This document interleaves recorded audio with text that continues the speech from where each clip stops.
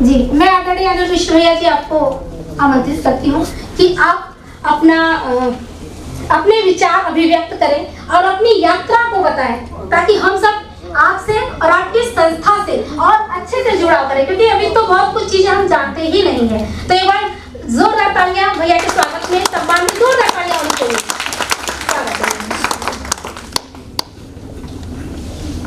सब काव्य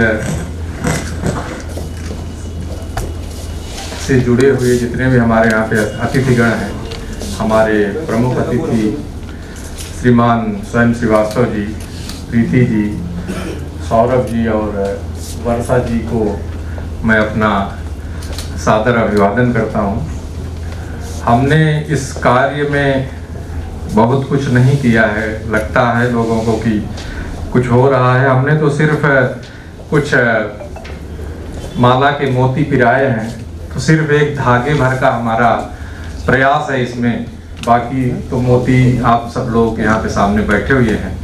हमें बड़ा अच्छा लगता है कि एक फेसबुक जैसी चीज जहाँ पे हम किसी को जानते नहीं थे, एक फेसबुक जैसे प्लेटफॉर्म पे हमने अपनी कविताएं जो है भेजनी शुरू की। लोगों ने उस पे इतना जो है अपनी कविताएं रचनाएं अपनी भेजी। स्वयं भैया हजारों से ज़्यादा रचनाएं आती, और उन हजारों रचनाओं में 100 को सेलेक्ट करना कितना मुश्किल काम होता है, क्योंकि हमें ये भी पता है कि ये बुक भी जब प्रिंट होगी तो उन लोगों तक भी जाएगी जिनकी रचनाएं सेलेक्ट नहीं होंगी। तो वो ध्यान रखना बड़ा कठिन काम होता है। तो उसके लिए मैं अपने सप्तऋषियों को भी बहुत हार्दिक धन्यवाद देता हूँ, उनका आभार प्रकट करता हूँ। बिना किसी मन में किसी भेदभाव के ये सब अपनी उसमें जी जान लगा के रात दिन अपनी रचनाओं का चयन करते हैं। तो 2 लाइन मैं बोलता हूँ, मैं करता क्या हूँ इसमें कि दिल के बहते अरमानों में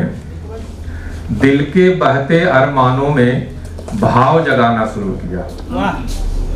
स्वयं भैया कि दिल के बहते अरमानों में भाव जगाना शुरू किया, और धीरे धीरे काव्य जगत का नया जमाना शुरू किया। धीरे धीरे काव्य जगत का नया जमाना शुरू किया। मंच नहीं मिलता है तो क्या, मंच नहीं मिलता है तो क्या, खास करके आप सब नए कलमकारों के लिए बोलता हूं कि मंच नहीं मिलता है तो क्या, कविता तो मिलती हमसे। मंच नहीं मिलता है तो क्या, कविता तो मिलती हमसे। क्योंकि अगर बिना कविता के आपको मंच भी मिल गया तो वो मंच ज्यादा दिन आपको टिका नहीं पाएगा, और अगर आपको कविता मिलती है तो हिंदुस्तान का कोई मंच आपसे ज्यादा दिन दूर नहीं रह पाएगा। तो मंच नहीं मिलता है तो क्या, कविता तो मिलती हमसे, और कभी ना बन पाया तो, कभी ना बन पाया तो कभी बनाना शुरू किया।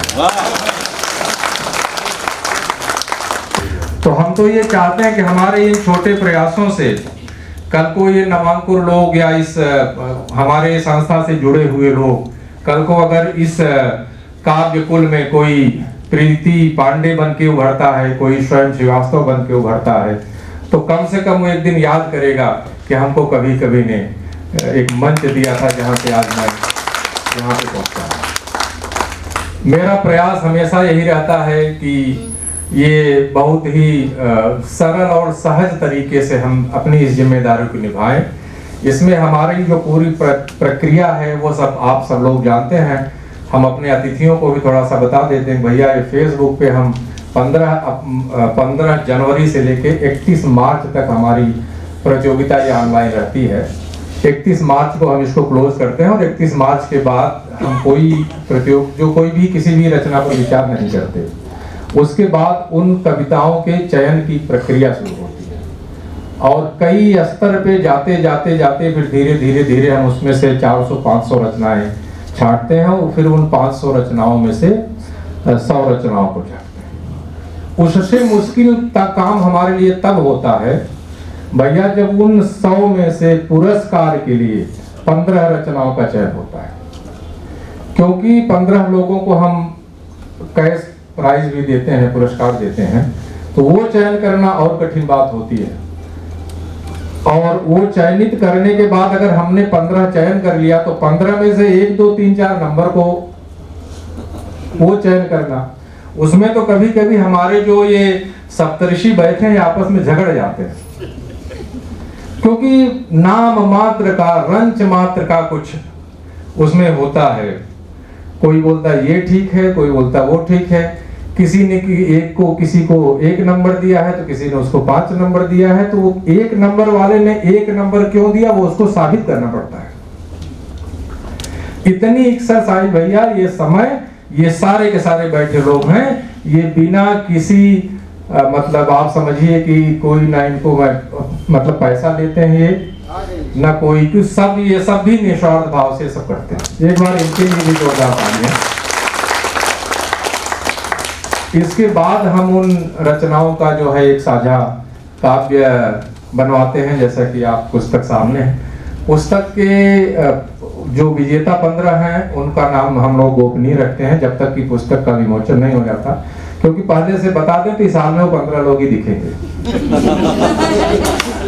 आजकल इतना भैया, हम तो वैसे चलो ऊपर वाले के आशीर्वाद से फ्री में सब काम कर रहे हैं, लेकिन उसके बाद भी इतना फ्री का जमाना है, इतना फ्री का जमाना है कि लोग चाहते हैं कि वो 15 लोगों का नाम भी बता दें, उनके घर पे पैसा भेज दें और उनको नहीं आना पड़े, आना भी नहीं चाहते। लेकिन कुछ लोग ऐसे हैं कि जो चाहते हैं कि वो यहाँ पे आए। मेरा एक मोटिवेशनल कवियों की लाइन में आके मैं उसको खड़ा न कर दूं, इसीलिए जो है मैं वरिष्ठ कवियों को बुलाता हूं यहाँ पर, और इनके साथ रहने का, इनके साथ आज समय व्यतीत करने का आप लोगों को जो आनंद आएगा, उससे आप लोगों का जो रोम रोम प्रफुल्लित होगा, उस रोम से आशीर्वाद जो निकलेगा वही मेरी पूंजी है, बाकी और उसमें कुछ मुझे नहीं लेना है। तो ये इस कार्यक्रम की पूरी प्रक्रिया है जिसको हम लोग अच्छे से निभा रहे हैं। अब इसके बाद मैं यहाँ पे एक विशेष रूप से मैं बताना चाहता हूँ श्री भैया कि हम ये हमारा जो प्रोग्राम है इसमें हम 3 तरह के जो है वो पुरस्कार देते हैं। एक तो जो वरिष्ठ अतिथि हमारे पास आते हैं उनको हम कभी कभी काव्य विभूति सम्मान से सम्मानित करते हैं। दूसरा पुरस्कार होता है काव्य रश्मि सम्मान। काव्य रश्मि सम्मान एक ऐसे लोगों को दिया जाता है जिनकी रचनाएं हमारे 100 में शामिल होती हैं और वो कैश इनाम के लिए वो नहीं सेलेक्ट होती, 85 में रह जाती हैं, तो उनको हम काव्य रश्मि सम्मान देते हैं। और तीसरा जो काव्य सम्मान है वो काव्य ऋषि सम्मान है। काव्य ऋषि सम्मान उन 15 लोगों को दिया जाता है जिनकी रचनाएं जो है पुरस्कार के लिए चयनित होती हैं। तो मैं आप सारे लोगों से ये उम्मीद करता हूं कि जो क्रम है, जैसे कुछ लोग ऐसे भी हैं जो इस समय काव्य रश्मि सम्मान से सम्मानित हो रहे हैं आज, मैं चाहता हूं कि अगली प्रतियोगिता में वो हमारे काव्य ऋषि सम्मान में सम्मानित हो और ईश्वर के आशीर्वाद से वो इतनी मेहनत करें कि एक दिन हमारे मंच पे काव्य विभूति सम्मान के लिए भी हम उनको